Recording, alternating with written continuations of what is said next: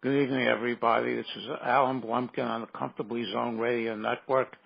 I'm here tonight with Dave Finoli and our guest, Bill Ranier. Is that the way to pronounce How it? you doing? We're doing good. How are you doing tonight, Al? Okay, and we're here to discuss the Pittsburgh Pirates.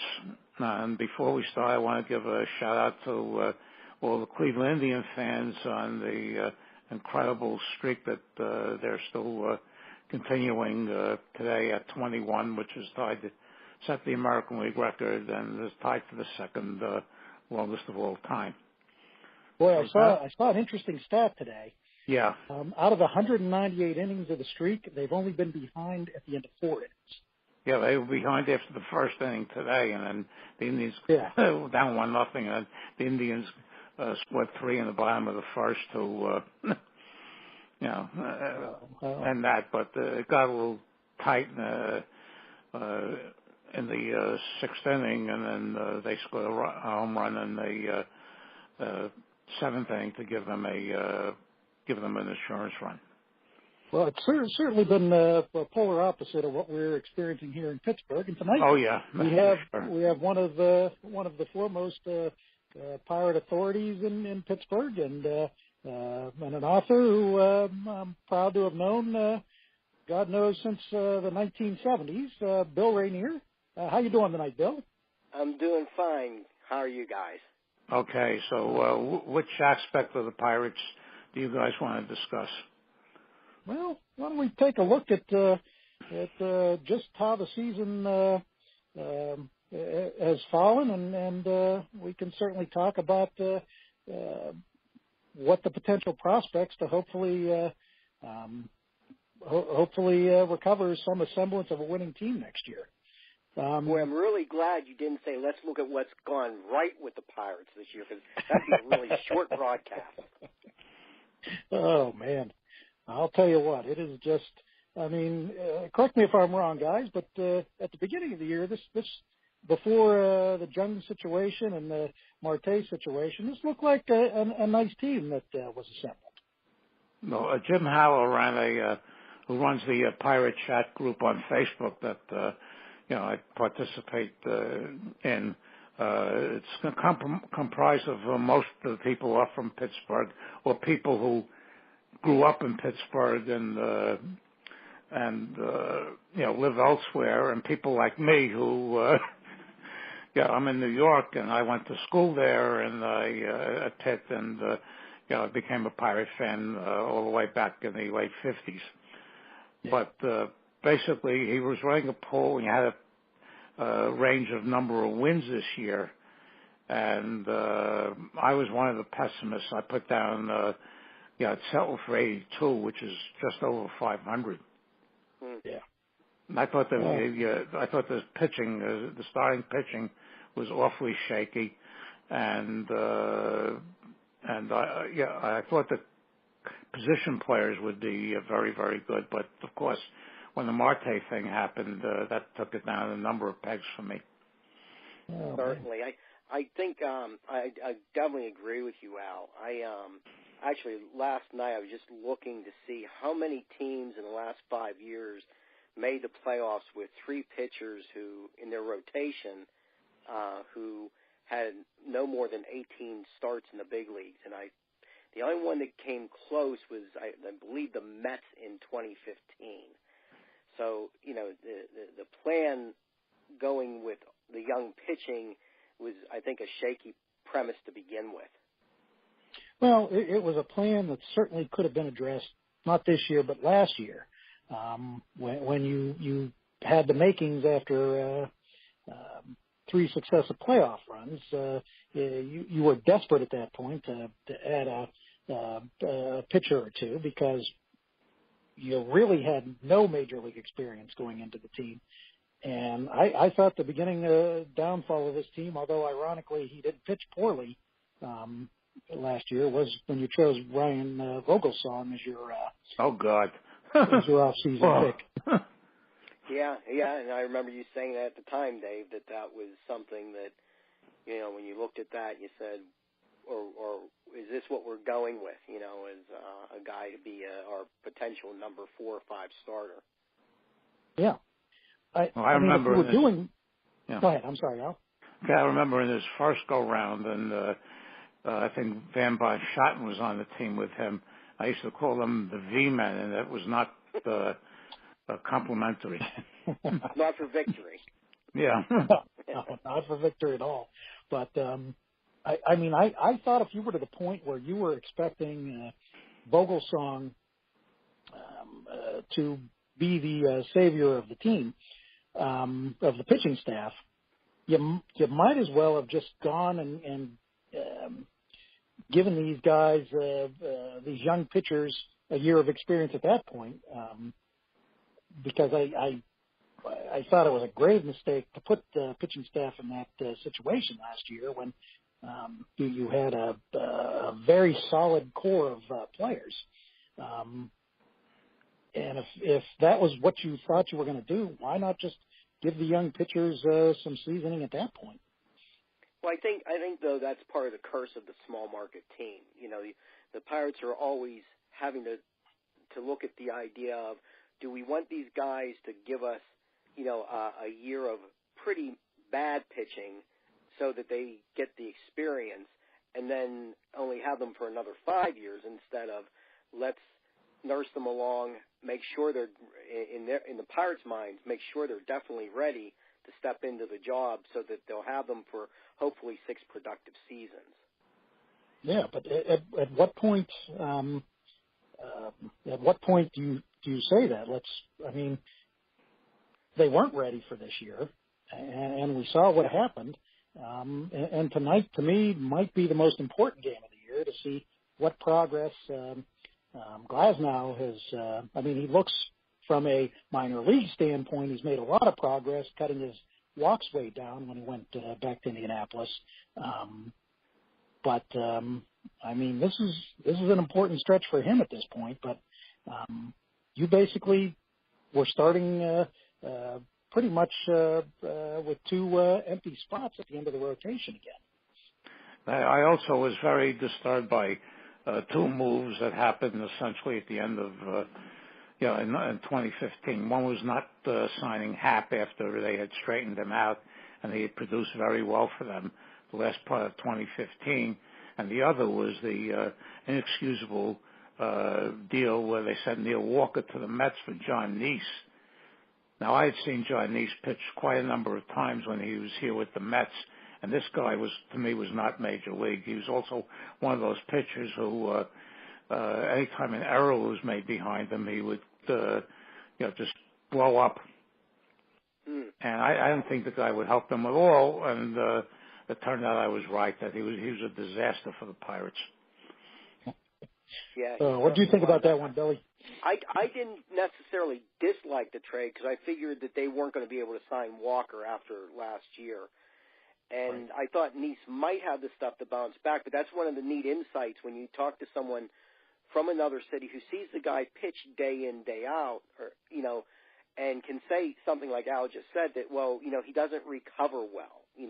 When there's an error made, the guy kind of falls apart. As a Pirate fan, you might see the guy pitch twice a year, and if he looks good those 2 starts, you think, guy looks like he's a decent pitcher.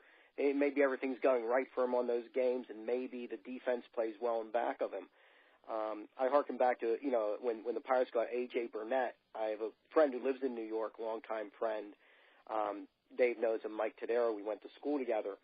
And I remember Mike saying at the time, don't look at Burnett's stats, the ERA of 5, because this guy's a good pitcher. He said the one thing about Burnett, and it was very true in Pittsburgh, was when he doesn't do well at first, you've got to get him out of there quick because he doesn't really recover when he's having a bad start. When he's not on, he's really not on. Right. And that ended up being true. But,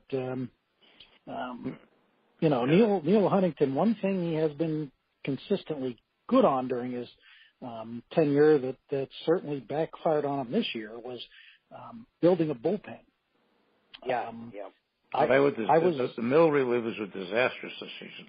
Horrible. Oh, I was dumbfounded, to be honest with you, when he signed Hudson in the offseason for so much money. Yeah. Just because he had, while he had pitched well the last month or two of the year before, he really didn't have a great season. Yeah, actually, what he did was he was horrible at the beginning, pitched great for about 3 months, and then was horrible at the end again.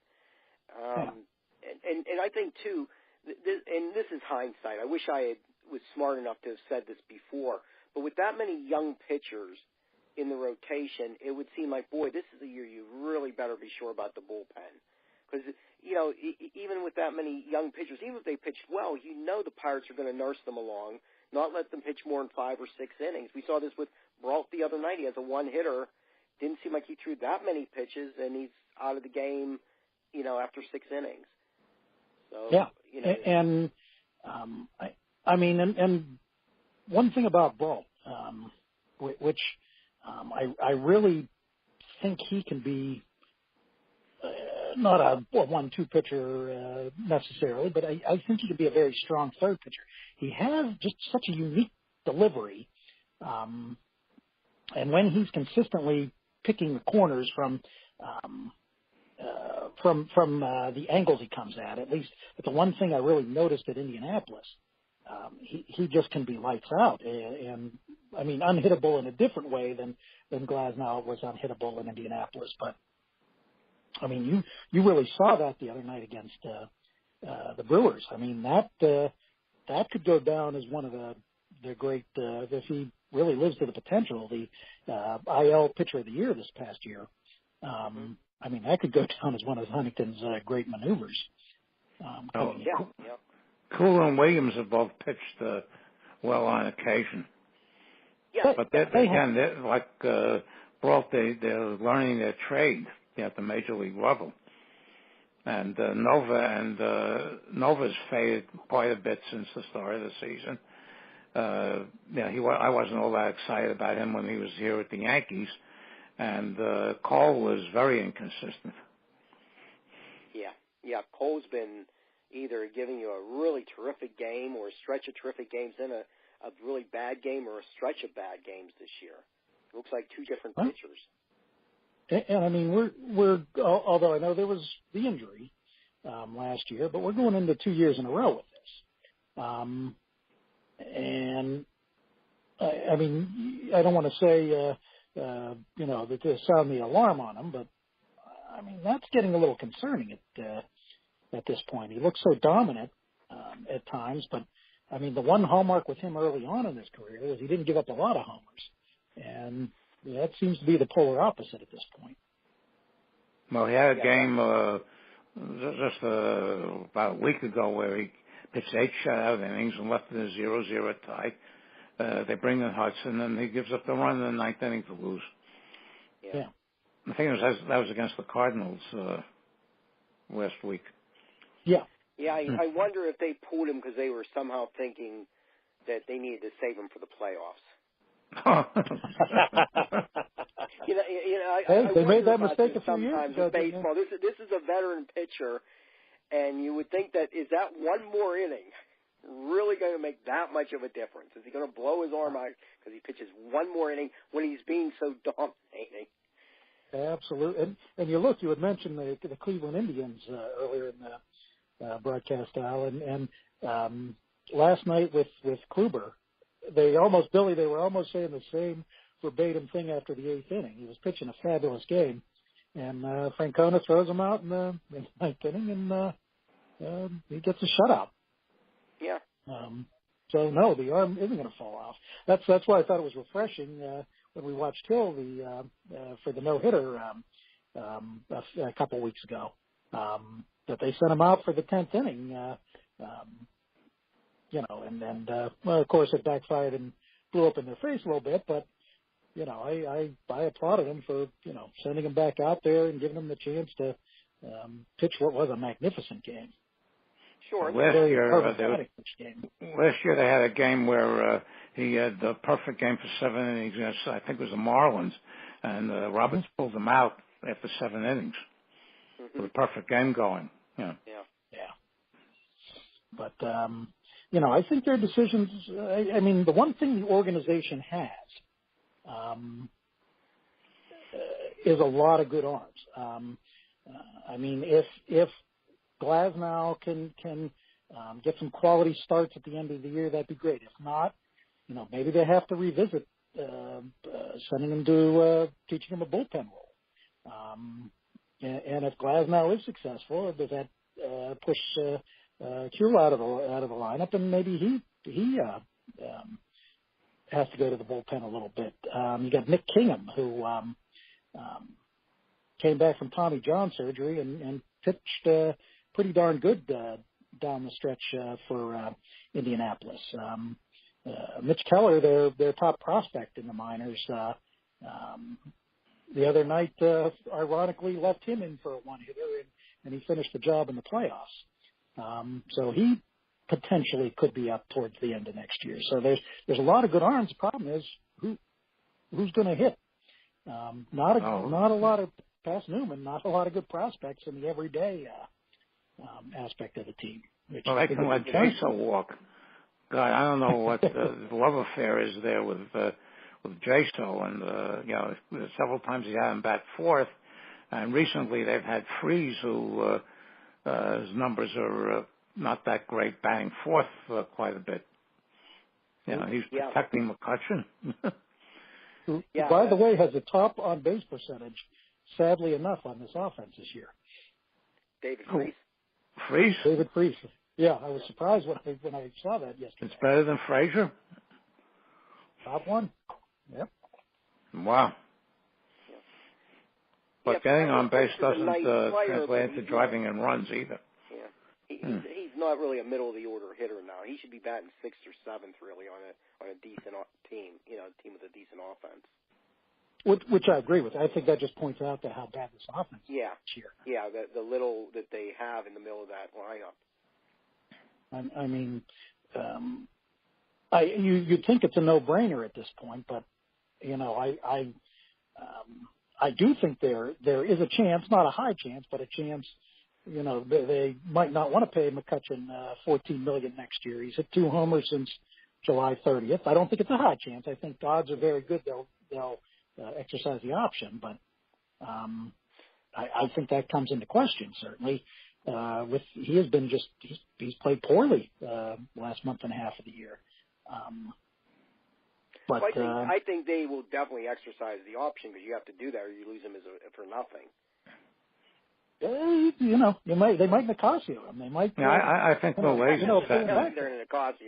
I think Malaise is set in because one of the things about this team, anytime it looked like they would get into a good streak, boom, it would end and they would go into a streak like they had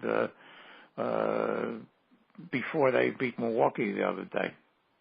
They lose 5 in a row, 6 in a row. Right. They couldn't beat the Giants and they couldn't beat San Diego. They're having a handful with Cincinnati. I mean, it's especially with the Giants and San Diego, 2 teams that are bottom feeders. I think they beat the Giants one time. The 6 or 7 games they played them.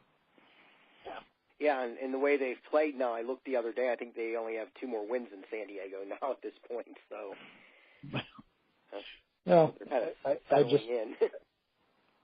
I mean. Well, one thing that you do, I mean, there's a lot of talent in the everyday lineup. I think they've underachieved in some cases wildly. I mean, personally, I think there is a base for a good competitive team next year. The one thing that concerns me and concerned me at the trade deadline is I'm not sure we know what these guys are going to, the front office is going to do next year. I wondered if they were going to just trade everybody and start new, which at least would be a plan. Or would they, are they going to look to add pieces at the, next year? I mean, Jung looks like there's a very good possibility we're not going to see him next year either. You need to restructure the bullpen. I mean, I don't think it would hurt him to get one more solid starter, but do you think this front office will do anything in the offseason other than try to pick up bargain basement fill-ins? I think that's what they've been doing the last several years. And one of the big problem areas to me is the catching. Savelli is always hurt, and Stewart can't hit. He couldn't hit when he was here with the Yankees. Yeah, and when you put Jaso in there and Moroff in there and Stewart in there, you have maybe even Sean Rodriguez. You get four guys, several guys in there who you'll be lucky if they hit 200. Yeah, I hear what you're saying. I mean, as good of a year as Sean Rodriguez had last year, I mean, I think that, it was only the second time he hit above 250, and he has some power, but, it doesn't surprise me to see him, sadly, it doesn't really surprise me to see him struggling around, in the 180s again, Yeah, these guys are not everyday players. Yeah. No, and that's why almost this love affair with the utility concept that left you, and just still is inconceivable that you had three outfielders of major league worth in your major league team and in your AAA team. I mean, there were no legitimate outfield options to go to. I don't think Luplow is one. I think Luplow and Moroff, to me, they're guys you either plug in or well, I don't even think at best. I think those are guys, that are plug-ins, that are quad A players at best. And to me, that is one of the sins of Huntington building this franchise. I mean, you and I have talked about it several times, Billy. I mean, you draft all these pitchers with the thought process of, well, let's trade some when we need holes to fill in. Isn't that, kind of one of the options of getting so many strong pitchers? That was certainly one of the things I remember Huntington talking about. If you have strength at one position and you have multiple players there, you can always use that to fill in your needs. Although I will go on record as saying I think Luplow might become a pretty good player. When I say pretty good, I'm not saying superstar. I'm saying maybe a guy the quality like Brandon Moss or somebody like that, down the road. But I don't know if it will be here in Pittsburgh, the way the Pirates are set now with their outfield, unless they trade McCutchen. And I really don't want to see – I kind of don't think they're going to do that, because if they throw up that, like, white flag for next year, they've lost 3,000 season. Hello? Wow. And I think, and to do that kind of says, hey, we're in rebuilding mode, and rebuilding mode sounds like some years ago I had season tickets and I stopped having them, and actually the Pirates had Greg Brown call some season ticket holders, and I was one of them. And I said, and Greg was telling me about, the good prospects and stuff. And Greg's a really nice guy. I mean, so helpful with our bulk and such. But I said to him, and I'm saying, Greg, if I want to order a pizza, I don't want to hear about how good the tomato crop is, on the farm. I want to get a pizza now. I'm hungry. And that, don't you think that's one of the problems, though, that, I don't think they know what they want to do. I mean, if you're rebuilding, these aren't the guys you rebuild with. I mean, you got to trade some people I think maybe start that process. I think they see themselves, based on what they've done the last 2 years, as more like retooling. I think the Steelers will use that term a bit. But, that we have a nucleus here. We just need to fine-tune some things, get that right piece in. We lose A.J. Burnett, we bring in Edinson Volquez. We lose a guy, we bring in somebody else. But, if McCutchen's not able to carry the team anymore, if Bell, and it's nice to hear as Bell has, he's not quite that player yet that you say, oh, he'll carry the club. That is it the time for a rebuild? But again, I don't think they're going to go with that model. No, I don't. But my question is, I think Marte and Polanco are incredible talents. And I mean, Marte has, to a point, done it at the major league level. But Polanco really hasn't. So at this point in time, this core of players that you have, you really have to start thinking about, what's the future here? Is Polanco going to end up being a 250, 260 hitter who's not going to show you necessarily a ton of power? Is it going to be Jose Tabata? Well, I think he'll be better than Tabata, but let me ask you, Al, from a perspective of somebody outside the city, if you were a general manager for another club and you were going to make a trade with the Pirates, what player would you want most? Jay Harrison. Really, Jay Hay? Jay Hay, because I think he's a very, very good player. The Pirate chatters and the group that I'm in think he's going to be traded. The guy can play, and he's also clutch. And I think he'd be valuable. He'd be an asset anywhere that he would, they would go. I really hope they don't deal him. Well, let me ask you this in another way: would you be willing to give up to get Jay Hay? Would you give up more for him than you would any other player on the Pirate roster? Now, probably I'd give up more for Bell. So I really think he has definitely. Yeah, he has the tools to really be outstanding. But I think Jay Hay would, it wouldn't be a situation like Walker where they would take anything, which is what they did. But it's also trades are now basically not that I need a pitcher and you need an outfielder. How long is this guy signed for? Or have him under control for a couple of years? Is he ARB eligible? All these financial constraints that go into any deal that's made now. Well, which is why dealing for McCutchen, that's a great point. Yeah. Dealing for McCutchen at this point is going to probably not net you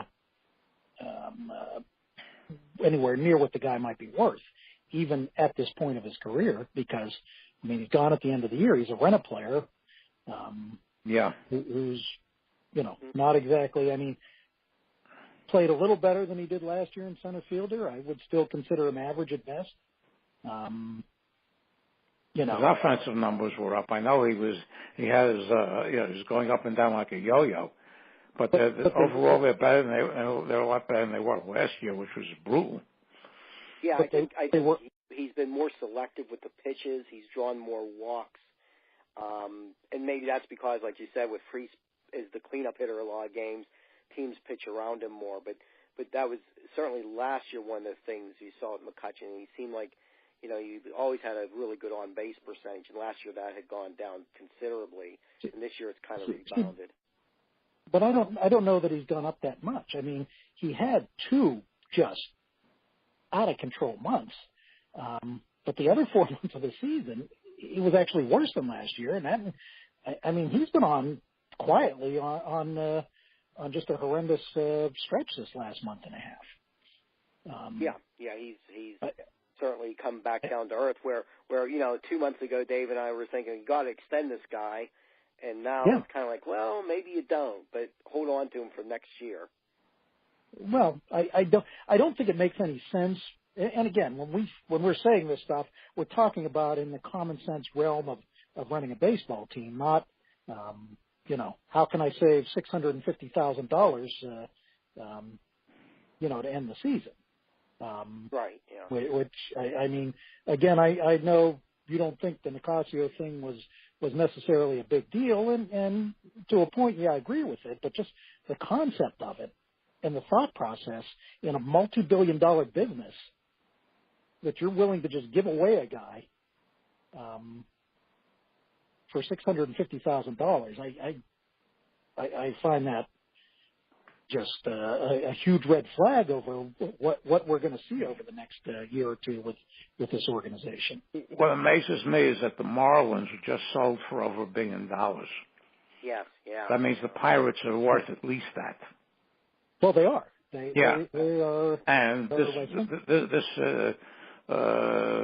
administration seems to be somewhat tight, tight with money. That's the complaint is that people look at the Indians, which are also not exactly a major market team, and they've put together a team, and they're interested in producing, and this is what they have now with a market that's around the size of Pittsburgh. Yes, yeah. Well, I mean, the one benefit that the Indians had was they signed either last year or the year before a much bigger TV contract than the Pirates are on right now. I mean, from everything I can gather, the Pirates probably have one of the worst TV contracts in the game. Well, local, you're talking about local, yeah. The local, yeah. Yeah. I would have thought from a business standpoint, if you maybe spend a little extra this year or two to win, keep the viewership up, would you have made a ton more money on this next contract that's due up in either next year or the year after? It's 2 more. I think it's 2 more years on the deal. 2 more years. But the viewership was down 27%, which is a huge chunk. Yeah. No, because the team is not was not fun to watch. I mean, I assume they did get the viewership in 2013, 14, and 15 when they were producing on the field. It works hand in hand. Was one of the best market percentage viewership in the game at that point. You're correct. Yeah, it's like the Mets here. The Mets have been terrible most of the season, and even though when they play at home, they list the attendance at 24,000. I've been told by people who go there that there's no more than 7,000 or 8,000 people in the ballpark. Wow! And if a team is not good, doesn't show any signs of improving, people just won't show up. No. So they're cutting off their nose to spite their face. Yeah. Right. And I'm not sure about in New York and the price of tickets there, but when you go to a game in Pittsburgh, it's relatively cheap. You can get a pretty nice seat for $20. Yeah. Well, and for every $20, even if you've sold the ticket and the person doesn't show up, well, if you go to a game in Pittsburgh and you spend $20 for a ticket and you drink a beer, you get a Permani sandwich, you maybe buy some peanuts, you're spending probably another $25 with that, and that's without, that's one person. So, that's revenue that doesn't come in. Even if they've sold the ticket, that's revenue that they're losing out on. Yeah, absolutely. Now, Bill, as you look at this team, and you're the general manager, and I'll ask this next of you, Al, what do you think it takes to get this team with the core it has up and running? And assume Jung will not be here. Okay, I think they need a catcher because, as I said, Savelli is hurt all the time, and I don't know much about this Diaz who they brought up, but Stewart can't hit. You play him every day. He'll hit 170. And I think the starting pitching has potential. I think the secondary pitching needs to be beefed up, and I like Rivero as a closer. He seems to have the mentality for that role. Yeah. And I think getting rid of Watson was a plus because he was a disaster, early in the season as a closer. And it's funny how that Melanson trade seemed to have worked out for the Pirates. I think they need, as you said before, at least a fourth outfielder who's somewhat reliable. Because putting Jaso or assuming Jaso is going to be there next year, or Rodriguez, who are not really outfielders in the outfield, really weakens the defense. Right. And from what people in Pittsburgh tell me, their fundamentals are not all that great, especially the base running. Well, you could start with Marte and go through most of the lineup in that regard. Well, what would you do to make this team better? You are the GM, Bill. Well, if assuming Gong's not there, I've got to get an upgrade for third base. I like Freese a lot. He's one of my favorite players on the team, but you don't have enough offense to have Freese as your everyday third baseman. I agree with Al that Cervelli is so injury plagued that it kind of scares me, their prospects for catching. But the unfortunate thing is Cervelli's contract. I don't think they're going to be able to dump that on anyone. And he signed for another, is it 3 years, I think, after this? Yeah, 3 or 4, yeah. Yeah, so I think 3 years. Yeah. Beyond this year. So and knowing the Pirates, if you have a $10 million a year player, they're going to try to ride that out as best they can.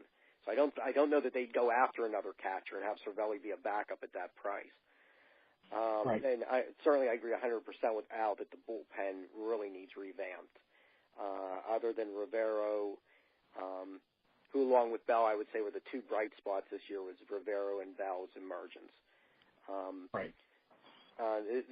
They have depth as far as young pitchers go. I would like to see one more veteran. I wonder if Glasnow looks good, if they would try to move Nova in the off season. He doesn't have a huge contract. It's only 2 years, and I think it's... They signed for 3. He has 2 years left. He was signed for 3 starting this year. Yeah, 2 years. 3 years for 26. Yeah. Yeah. So you figure, let's say he's owed about another $16 million for the next 2 years. So, so that would be, I think, a contract that could be movable. And for a team looking for like a number 4 starter, I think Nova could fill that bill. I think he was, the way the pitching was set up, I don't think Nova's really a number 2 starter. No, he isn't. That's what they were banking on. Yeah. Him being like a number 2 guy in a rotation. Right. Well, I one thought, you know very well, Bill. I'm not necessarily a very big Mercer fan. At shortstop, what I would hope. Newman looks like he is one of the few, if not the only, everyday prospect who could certainly be dangerous there. I would hope he would be ready, and I'd put him in the shortstop role and maybe shove Mercer at third. I think that... I don't know that gives me the offense, though, I'd want. And Newman's been a good hitter in the minors, but nothing great, really. He hasn't been a great hitter in the minor leagues, Well, if that would be the case, then Mercer needs to go to the bench. I don't think he has the range. I think he doesn't drop what goes to him. I don't like his range at short, and quite frankly, without having range, he doesn't exactly excite you offensively either. So you're, in my eyes, my opinion, you're not getting the best out of either of them. But I think he might be a step up over the course of the year than what Freese would be. If not, I don't imagine you're going to go out and make that big deal for a third baseman. I agree with Al that you need to find that fourth outfielder in free agency. The bullpen does need pretty much restructured. You have one solid option at this point. You're going to end up with Hudson because they're not just going to eat that contract. Right, I agree. Though he'll be on the team next year unless they can package him in some kind of a deal. Find somebody. Absolutely, I would think the option of moving Nova, might be certainly an intriguing one. But at that point, you would need to be comfortable. You would need to sign a quality, decent number 3 guy into your lineup. And your bullpen to me is probably going to end up. I really see Chad Kill as ending up in the bullpen. His velocity is up. He certainly improved as the year went on. I would think at this point in time, if Glasnow and Brault, if Brault continues and Glasnow hopefully starts showing that superstar quality, you can look towards some of these young pitchers to supply you depth in the bullpen. Do either of you know anything about a farmhand third baseman named Brian Hayes, who's the son of Charlie Hayes? Charlie Hayes. Yeah, has he done well this year? He's had a lot of injuries over the course of the year. He looks like he's going to be a solid hitter. I've seen him a few times on. I get the MILB TV package on the computer, so I've seen him a few times, and he looks like he has some potential. But right now, I wouldn't feel comfortable saying, this guy's got a really good shot down the road, because you just haven't seen enough of him at this point. Because Baseball America has dropped all the minor league stats that they used to produce every issue. And, he's only hit 2 home runs this year. And that's the biggest concern, I think, about his game right now is his power. Right. I know he's gotten good reviews defensively, and I think they've said that he's probably the best defensive third baseman in the organization. But he hasn't shown power. What did I say a few years ago about Josh Bell, Bill? Yeah, Dave was questioning if Josh Bell would ever hit with power. And he ended up making me look stupid. It happens to all of us. But I really like it when it happens to Dave, and I can rub it in. Okay, because I grew up in New York, and there were so many next Mickey Mantles that never panned out at all that make your head spin. Absolutely. But he is. I would probably say he's probably the second best in my eyes everyday prospect in the system. But I mean, it's a system where your top 15 are loaded with pitchers. I've been unable to track it because when Baseball America, which I've been subscribing to for years, used to put the minor league stats out every week. I would be able to follow it, but they're on a campaign to make digital, and all they carry now columns. And if they still continue on this route, there's no way I'm going to renew for what they charge. Well, Will Craig looks like he hasn't shown the power that they were hoping from him at this point. So, I mean, it really, I mean, probably the best hope they have offensively, other than Newman at this point, is, a guy that's been on the roster for most of the season, Osuna. Which I would have liked to have seen him get more consistent shot in right field after Polanco went down. But he always seems to plug in J-So. And I don't know what the love affair is with this guy. I swear it. I think with J-So versus Osuna, what Hurdle was doing a lot was basically platooning them when Polanco was out. And, of course, facing more right-handed pitching, J-So was getting the nod. And Osuna did look pretty awful in the outfield, except for his arm. He has a good arm, but he did. He did not look good, but I mean, how are these kids looked a little better. They don't play. No, that's true too. Yeah, and Osuna played mostly first base in the minor leagues. He did have some experience in the outfield, but coming up, he was more of a first baseman. But the thing is that J-So was proved over the year. He can't hit it all, and he's a defensive liability. He's one of the focal points of the Pirate chat group, and anytime this guy Al Cotton puts out the lineups every day, and when they had J-So listed fourth, I would put down, and some other people would put down Y with a question mark. Yeah, exactly.